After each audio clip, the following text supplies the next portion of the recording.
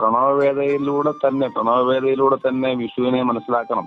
അതുകൊണ്ട് തന്നെ അപ്പൊ അതിനകത്ത് ഈ പിതൃലോകം എന്ന് പറയുന്നതാണ് വൃക്ഷലോകം. അതിന്റെ ശാസ്ത്രീയമായിട്ടുള്ള രീതിയിൽ തന്നെ അതങ്ങോട്ട് പോകാം. വസന്തത്തിന്റെ ആരോഹണ മാസം ചൈത്രമാണ്, അവരോഹണ മാസം വൈശാഖമാകുന്നു.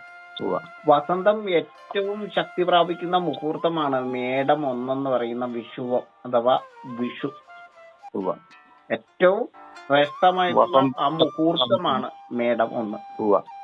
അപ്പൊ സൂര്യനാണെങ്കിൽ മീനം രാശിയിൽ നിന്നും മേടം രാശിയിലേക്ക് സംക്രമിക്കുന്ന ദിവസമാണ്.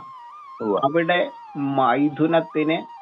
മിഥുനത്തിന് മേട തീർക്കുന്നത് എന്ന യുഗ്മകം എന്ന ഒരു പ്രയോഗവും കൂടിയുണ്ട്. അതായത് വസന്തം എങ്ങനെ ഉണ്ടാകുന്നു, സ്ത്രീ പുരുഷ സംയോഗത്തിന്, ജന്തു സസ്യ ലോക സംയോഗത്തിന് കാരണമായിരിക്കുന്ന ആ വസന്തത്തിന്റെ ഉത്സവമാണ്.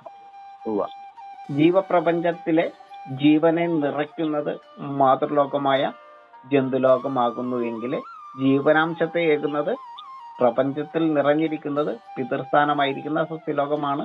ജീവനാംശത്തെ നിറയ്ക്കുന്നത്, ജീവനെ നൽകുന്നത് മാതൃലോകമാണ്. ജീവനാംശത്തെ നൽകുന്നത് പിതൃസ്ഥാനീയനായിരിക്കുന്ന സസ്യപ്രപഞ്ചമാണ്.